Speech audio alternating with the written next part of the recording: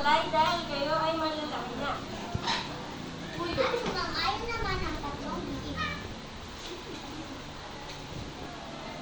Naglalakad ang isang biik nang meron siya nakitang isang magsasaka. At tumili siya ng isang kalahi upang gawa ng bahay. Ginawa niya ito at sinabi niya, "Oh, malapit na itong magawa. So, pagkibig ko." Ang pangalawang biik naman ay namulak ng puno at gumawa ng bahay gamit ang mga kahoy na napulak nito. Sabi niya, "Oh, ang tibay na ng bahay ko." Ang pangatlong biik, nakita ang mga tunang biik ng nagtitinda ng hollow block at sinabi niya, "Pabili po." At gumawa siya ng matibay na bahay. Sinabi ng kanyang mga kapatid, kaming dalawa ay tapos na ang isang biik ay nahandog pa naggagawa. Kinabukasan, natapos na ang pangatlong biik. Nakita ng lobo ang nagtuli at sinabi niya ang kinabukasan. Kinabukasan ay pumunta na ang lobo.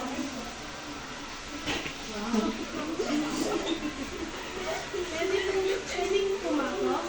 Hindi ko pwedeng tumakbo.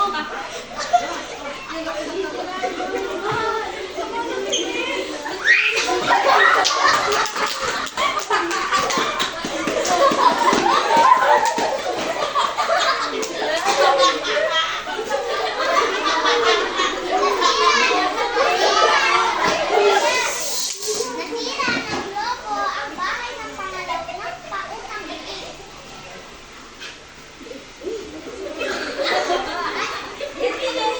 At nagtago ang unang biik sa pangalawang bahay ng biik. Ako'y tumabi, bawal! Nidirahan mo ang iba!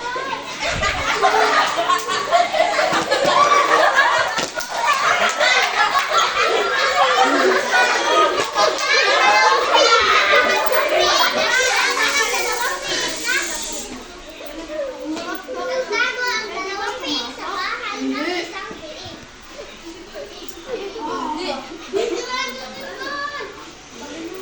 Hindi mo masisira ang aming bahay! Pagkat matibay ito. Inulit ang lobo ang kanyang Inulit niya ang paghihip hanggang siya ay may bakit na. Sumayo kayo dalawa doon kayo yung bahay. Sumayo kayong dalawa. Ano yung bahay ko mga dali? Gumano kayo?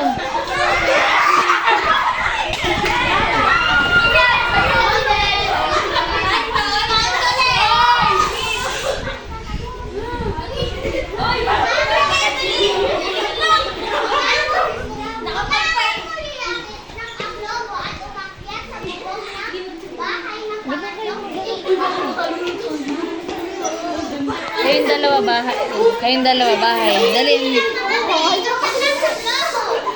Bahay kayo, dali. Dali, bahay kayo mo lang. Ay, wala pa din. Ganon. Bumaba ito sa chimenea. Ang bumaba ito sa chimenea at sinisiran ng pangatlong biik ang chimenea kaya ito'y nasunog ng muli. At tuluyan ang namatay ang lobo.